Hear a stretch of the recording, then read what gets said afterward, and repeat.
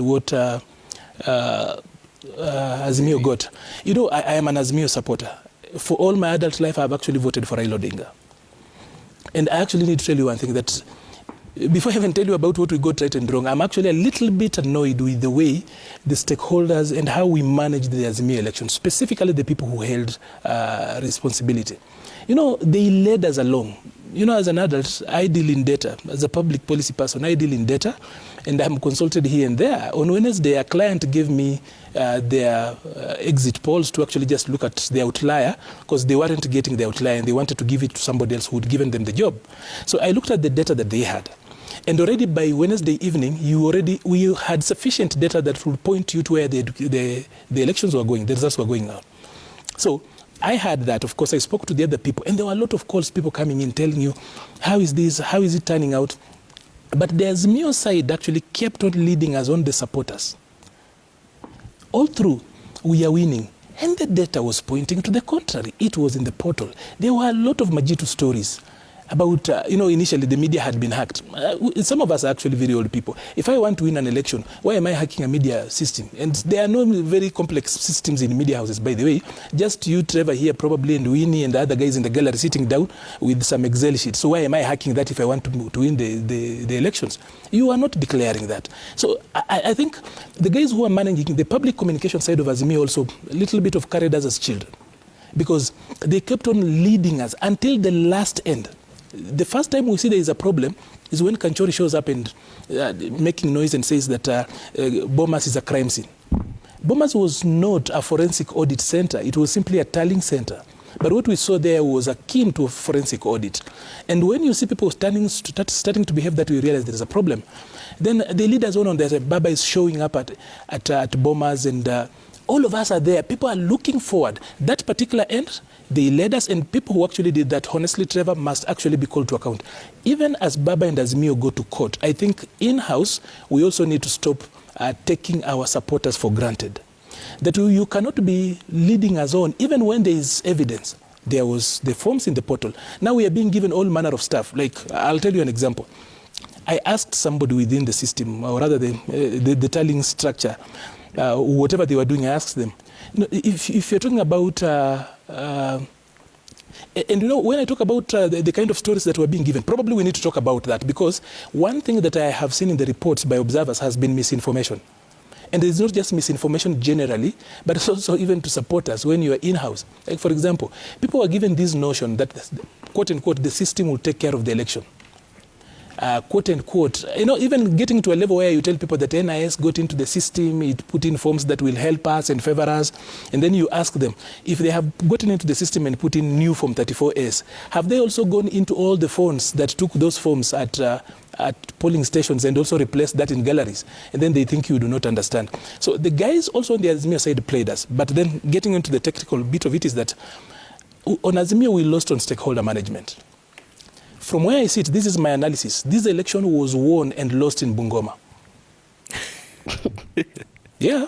Okay. Why? Because Wetangula delivers about 255,000 votes to William Ruto.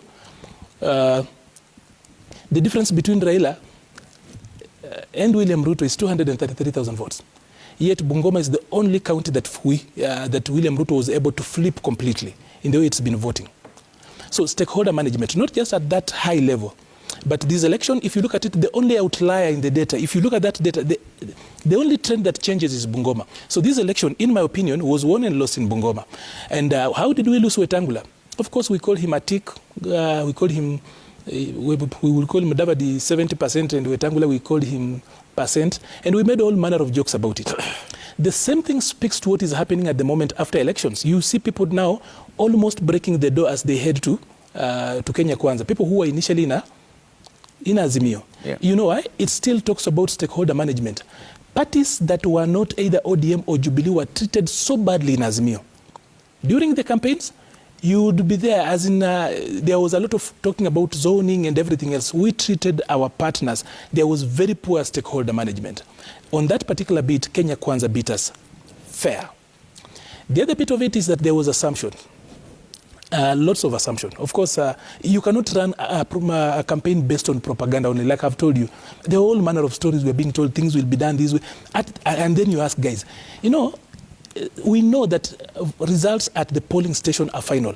So when somebody's telling you that we will get some votes along the way, outside of Form 34A, where else do you get votes? You don't get votes along the way. You come with them as you go up. If anything, they can only reduce. But if there's any form that has got a problem, you go back to Form 34A for the presidential election. So there were a lot of, we ran a campaign on assumption, poor stakeholder management. But this does not point to the candidate, to the person of Raila Odinga. You know, even in a team, the manager of a team is important as the player himself, whoever manages a talent.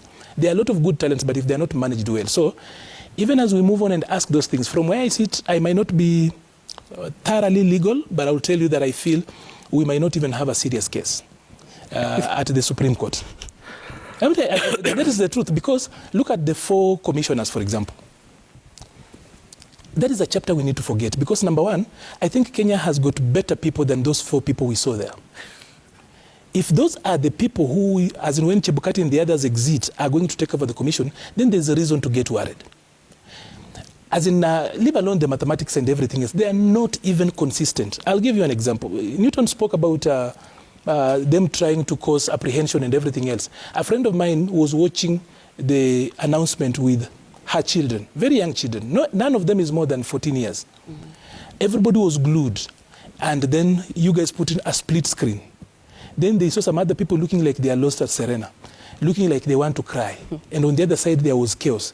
These young children started crying. You know, that kind of anxiety that the nation is waiting. And people show up, they tell us they'll give us a comprehensive statement going forward. If there's anything, those 4 commissioners need to go home.